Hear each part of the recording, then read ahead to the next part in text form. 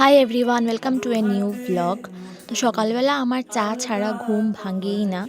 তো সকালবেলা ঘুম থেকে উঠেই প্রথমে আমি আমার জন্য একটু চা বানালাম, আর সাথে কালকে যে বিস্কুটটা দেখিয়েছিলাম সেটা দিয়ে ব্রেকফাস্ট করলাম।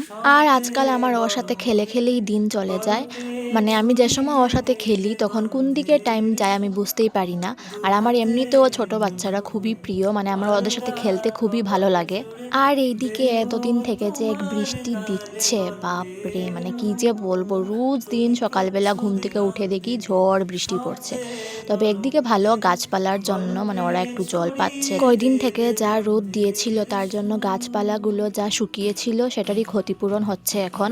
আর আমার এমনিতেও জানি না কেন বৃষ্টির দিন একটুকু ভালো লাগে না, মানে রাস্তায় বেরোলেই কাদা চিপচিপা, আমার একটুকুও ভালো লাগে না এইগুলো। আর এইদিকে মা পুজো দিচ্ছিল, তো আমি স্নান টান শেষ করে তারপর মাকে দেখলাম যে সাগু দুধ দিয়ে খাচ্ছে।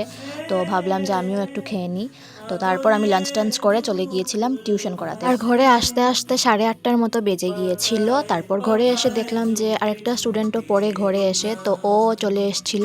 তো ওকে পড়াতে পড়াতে অনেকটাই লেট হয়ে গিয়েছিল। তো বাস আজকের এই ব্লগটা এতটুকুই, টাটা।